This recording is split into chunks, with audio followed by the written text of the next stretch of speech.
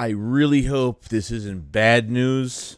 I really hope that something works out here because, yeah, this would not be good. And I'm hoping there's more to it than that. So, Eagles update. Let's get into it. Because I've seen enough horror movies to know any weirdo wearing a mask is never friendly.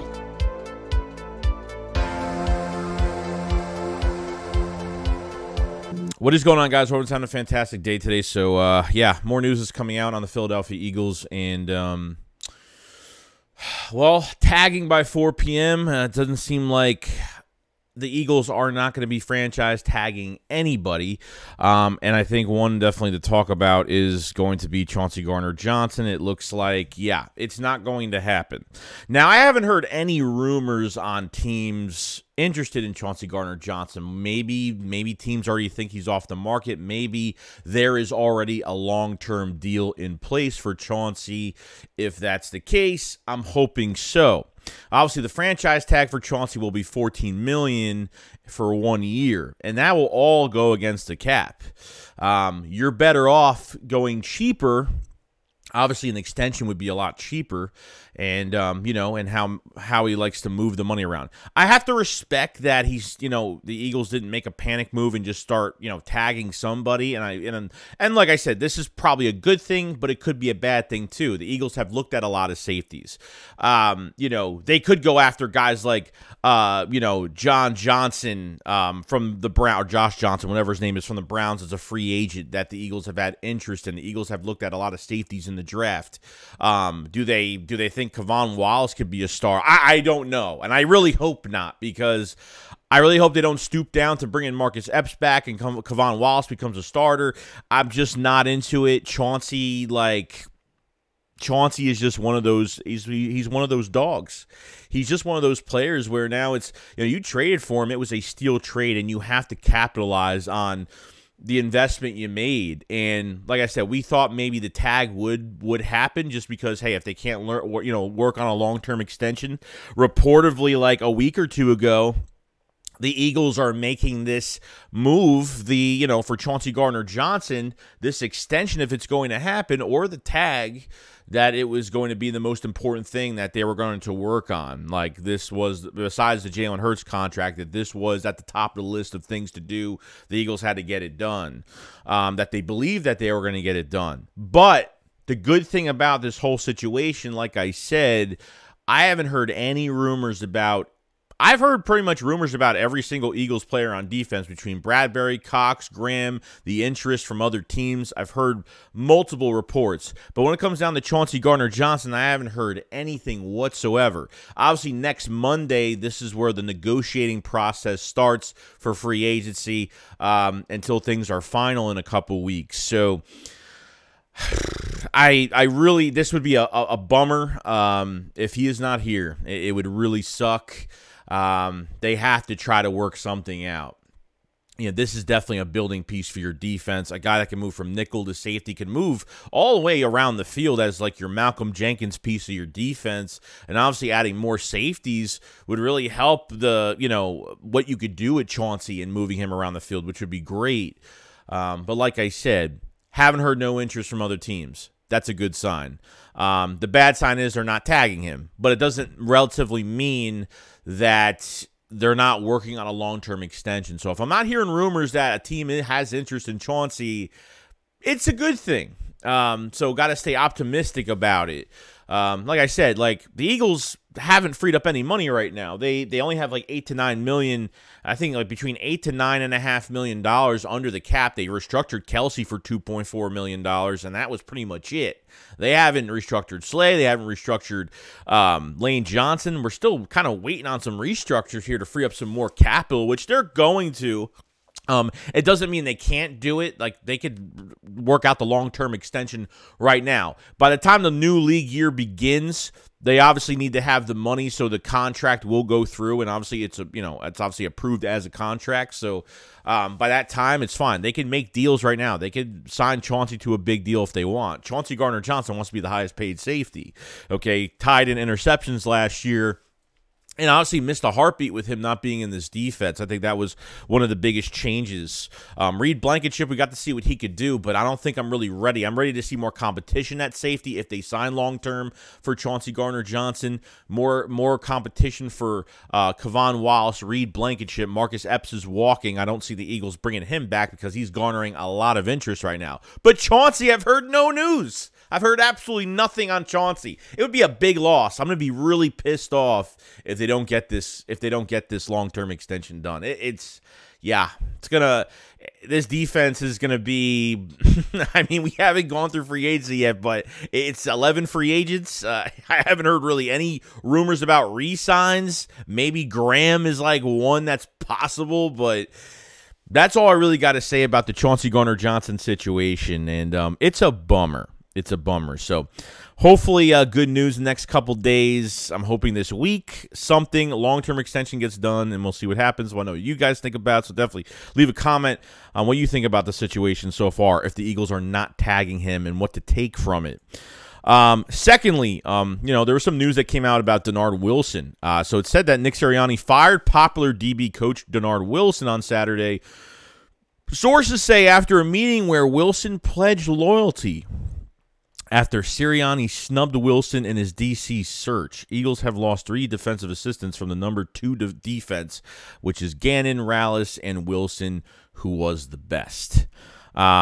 This is an interesting one. Now, Dennard Wilson already got a job. I mean, we already know that he was going to get signed very quick, and the Baltimore Ravens already signed him as, I think, the DB coach over there. I think that's what he got signed to, which is a really good spot for him. So, Ravens got a really good coach in that building right now that could possibly move up in the ranks. Being snubbed, I'm not surprised over it, that Sean Desai got the job over Dennard Wilson. And like I said, I didn't want Dennard Wilson to be the next DC, but this isn't the first time we've seen guys get snubbed. We kind of saw that with Deuce Staley was trying to get the OC job a few years ago when, Mike Groh was like the favorite to get it. And Deuce Staley was in the, obviously played for this team, but he was, with this organization for years as a coach, especially a running back coach and an assistant head coach as well. I don't know all the details to this because we don't really know everything. That he was snubbed, and like the Eagles picked who they thought was gonna be a big game changer for this defense, a different philosophy. And who knows? Dennard Wilson probably would have brought the same philosophy that Gannon had, because this was last July the tweet came out from Gannon's press conference that Dennard Wilson was his right hand man. Dennard Wilson has been under some really good coaches over the years, and like I said, I would have loved for him to stay as a corner coach, but he was apparently deserving of more of a bigger job and a bigger title, and it just never happened. So being snubbed, was he really snubbed? I don't know. I think there's more political stuff that goes into it, which I'm not going to go over. This channel ain't about that, so I don't care about that. Whoever wins the job, and they just didn't pick Dennard Wilson. I thought it was going to be between Glenn Schumann, defensive coordinator for Georgia. I thought it was going to be between Dennard Wilson and obviously Sean Desai, which was really talked about, to Sean Desai and what he could do. So obviously you have to really give these coaches a chance. I'm giving everything they got for Sean Desai being the next defensive coordinator and giving him a shot to see what he could do. A few games into the season, we're going to find out what this coach is going to do with a lot less talent on this roster. I don't know how much talent they're bringing in with this defense. You might have to really depend on your defense. On your offense, to score a lot of points. And then when you have less talent, when you have less talent on your defense, how are you going to compensate for less talent? You got to be more aggressive. You have to create ways to get pressure on quarterbacks, and I think that's what Sean Desai has to do this year. He doesn't do that, you're going to have a hard time. Your offense is going to have to play catch-up on every single drive, and it's going to be really annoying to watch this year. So shout out to Dennard Wilson, and good luck to him being with the Baltimore Ravens, and definitely deserving of it. So interesting enough. And then we had some news on Now, Slay had a lot to say on the extension or a possible extension if the Eagles want to extend him. And Slay had a lot to say about it, you know, and he was really happy the Eagles made the trade for him. He thinks that he has worked out as a player being there. You know, if this is his last year in Philly, then it is what it is. Like, he's not going to have any bad blood or anything like that, but he would love to get an extension. And obviously, I think we would love to get an extension too with him because you're going to be saving over $17 million, which is... It's big, man. You extend Slay, you save like 17.5, 17.8, something like that. You're saving over 17 million regardless, and yeah, that's the money that we kind of need right now. But I have no issue with it. And if their plan is to draft a corner at 10, kind of have him under big play Slay's wing, you know, then I have no issue with it. A guy to, you know, a future #1 that's drafted, you know, 10th overall comes here and is to work with Slay, I think would be awesome. And I think, you know, who would I mean, this is probably the perfect situation for a cornerback being drafted here at 10. I don't see why it's a loss at all. I think it would really help down the line. So, there's no answer. Like, this is Slay's last year, apparently. Like, on the contract, this is the last year from what I've seen. You know, and then he's gone. So, whether it's going to be a restructure for saving 12, 13 million, I think that's the number. And I think with a extension, it is 17, which is a pretty hefty number that you kind of, and I think you got to do it because Slay is only going to be here for this year. I think Maddox is a free agent. I think Maddox has 2 years left. You know, so you're Bradbury's walking. I mean, I don't. There's no issue. I think Bradbury is definitely going to Arizona, or he's definitely going to have somewhat interest going elsewhere. It's just not going to happen. So the Eagles got to get right with this secondary because it's going to deplete very fast, and the depth you have behind it with Josh Jobe, Mario Goodrich, Zach McPherson, there's really nothing promising there when it comes to like backups. They're gonna have to add a couple more bodies if you have to go through 2 picks in the draft at corner, or you draft a corner and then you draft a couple undrafted guys, or you obviously sign a couple undrafted rookie free agents and have them compete with the guys we already have on the back end of our roster at corner right now. So like I said, like, I'm perfectly fine if Slay wants an extension. I have no issue with it. A lot of fans are kind of think that Slay regressed this year. I think part of it is he just didn't play up to par with how Gannon used him. I think Gannon's usage was a huge problem this year. Keeping him on one side of the field, not shadowing #1 receivers was, I think, a big issue. Like I've talked in a million videos, the perfect game, I liked him. You have to give Slay something to do in these games. And I think it motivates him more to not just leave him on one side and have him 8 to 10 yards off the ball, which I don't know. You had 2 top 5 corners last year, and yet you used them like you were being so cautious with them, and you wouldn't put these guys on press coverage. And I don't get why they didn't do that and why Gannon was. I don't know. I still don't have answers for it. And when you have legit 2 cornerbacks that can take care of business, and you're treating them like they're 7th round picks, like it just makes no sense to me. So going into this year, it's going to be really interesting and what they do. I think the Eagles need Slay. I think we need Slay on this team. And I think the smart move is to keep him in the building. To trade him, yeah, I don't know. I'm not really sure. But to keep him on the roster and extend him, save some money, a lot of money, would probably be better. And Slay still has a few years left. He still has, he could probably play for another few years. I mean, he still got it. You know what I mean? Depends what Sean Desai does at defensive coordinator when he comes in and how he uses these guys. And we're going to find out. Come preseason, we're going to, we might not see everything in this defensive playbook, but we're going to find out, like, what type of coach is this guy, and then getting into these games in the 23 season is going to be interesting. So I think at the end of the day, you got to keep Slay. Slay wants to stay. Slay wants an extension after this year, but he says if this is my last year, it's my last year. No bad blood, nothing in between. Like, he had a great time in Philadelphia, and that's all that matters. Because Slay is definitely not going to be done with his career after this year. As much as fans want to speculate that he's regressed, or he's, there was a few times where he's given up some easy receptions, but when they leave him on one side of the field and they have him 8 to 10 yards off the ball, when they just don't use him the way they should have earlier in the season, which I thought they used him a lot better earlier in the season, especially that Vikings game against Justin Jefferson. I thought that he was perfect in that game. That's going to be one of the issues that they have. So, We'll see what happens on Slay's, whether it's going to be a restructure, an extension maybe, to save some more money, with the extension. So we'll see what happens with that. Next is Jalen Carter. There's a lot of news. There's a lot of news right now buzzing around Jalen Carter. Obviously, you've heard the off-the-field issues with the reckless driving and whatever the case may be with that, whether it's 2 misdemeanors, whatever. Eagles like to give those second chances. 10th overall pick, would love to pair him up with Jordan Davis. Now, there are a lot of executives, GMs around the league saying that there are a lot of, now, it looks like 4 quarterbacks are probably going to get taken in the top 10, which is really good, which is really good. That gives the Eagles the pick of the litter with a lot of players and a lot of positions at 10.